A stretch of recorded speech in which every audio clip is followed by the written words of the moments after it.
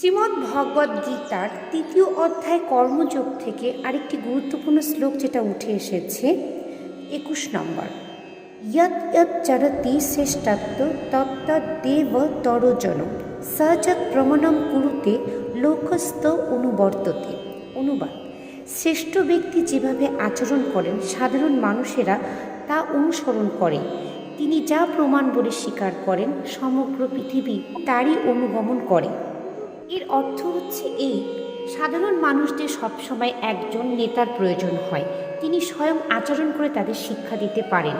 যদি নেতাই নিজে ধূমপান করেন, তিনি সাধারণ মানুষকে ধূমপান থেকে বিরত হবার শিক্ষা দিতে পারেন না। শ্রী চৈতন্য মহাপ্রভু বলেছেন যে শিক্ষা প্রদান করার পূর্বেই শিক্ষকের সঠিকভাবে আচরণ করা উচিত। এইভাবে যিনি শিক্ষা দেন তাকে বলা হয় আচার্য বা আদর্শ শিক্ষক। তাই জনসাধারণকে শিক্ষা দেওয়ার জন্য শিক্ষককে অবশ্যই শাস্ত্রের আদর্শ অনুসরণ করে চলতে হবে।